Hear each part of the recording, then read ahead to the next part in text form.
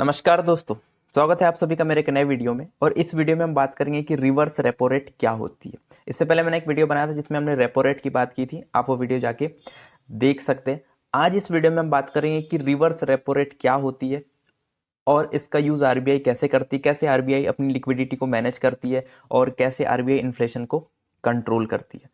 अगर मैं बात करूं रिवर्स रेपो रेट की, तो सिंपल शब्दों में समझिए, अगर आपके पास या पब्लिक के पास पैसा जमा होता है तो हम उसे क्या करते हैं, हम उसे बैंक में रखते हैं। तो बैंक उस पैसे पर, मतलब हमारे द्वारा जमा पैसे पे क्या देता है, कुछ इंटरेस्ट देता है। उसी प्रकार अगर कमर्शियल बैंक के पास पैसा होता है तो वो अपने बैंक के पास जमा करता है, मतलब बैंकों का बैंक आरबीआई के पास। तो कमर्शियल बैंकों के पास जो पैसा होता है वो उसे आरबीआई के पास जमा करता है। तो आरबीआई भी सेम कमर्शियल बैंकों द्वारा जमा पैसे पे कुछ इंटरेस्ट देता है। उसी इंटरेस्ट रेट को अपन क्या कहते हैं, रिवर्स रेपो रेट कहते हैं। मान लीजिए कि अगर कमर्शियल बैंकों द्वारा आरबीआई में 100 रुपए जमा किए गए और उस समय रिवर्स रेपो रेट 5% चल रही है, तो आरबीआई उस 100 रुपए के ऊपर 5 रुपए क्या देगा, इंटरेस्ट देगा। तो आई होप कि आपको रिवर्स रेपो रेट समझ में आया होगा।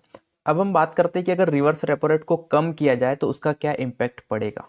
अगर रिवर्स रेपो रेट को कम कर दिया जाता है तो कमर्शियल बैंकों को आरबीआई में पैसा रखने पर कोई फायदा नहीं होता। मतलब सिंपल समझिए कि कमर्शियल बैंक अगर आरबीआई में पैसा रखते और उसका इंटरेस्ट रेट मान लीजिए बहुत ही कम है, मतलब 1% या 2% है, तो उसे 100 रुपए जमा करने पे केवल 1 या 2 रुपए ही इंटरेस्ट मिलेगा। ऐसी स्थिति में कमर्शियल बैंक आरबीआई के पास पैसा रखना प्रेफर नहीं करते, बल्कि वो लोन देना ज्यादा प्रेफर करते।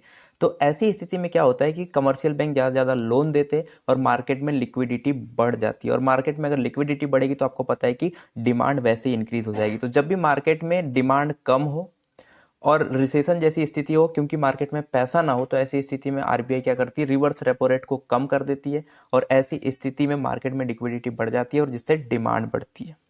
अब बात करते हैं कि अगर रिवर्स रेपो रेट को इंक्रीज कर दिया जाए, मतलब बढ़ा दिया जाए, तो क्या इंपैक्ट पड़ता है इकोनॉमी पे। अगर रिवर्स रेपो रेट को बढ़ा दिया जाता है तो बैंक लोन देना प्रेफर नहीं करते, बल्कि आरबीआई के पास पैसा रखना प्रेफर करते हैं। क्योंकि अगर रिवर्स रेपो रेट को 5 या 6% कर दिया जाता है तो कमर्शियल बैंकों को आरबीआई के पास पैसा रखने पर ज्यादा इंटरेस्ट मिलता है। तो ऐसी स्थिति में वो लोन देना प्रेफर नहीं करते, बल्कि आरबीआई के पास अपना पैसा जमा रखना प्रेफर करते हैं। ऐसी स्थिति में क्या होता है कि कम से कम लोन दिए जाते हैं और मार्केट में लिक्विडिटी कम होती है।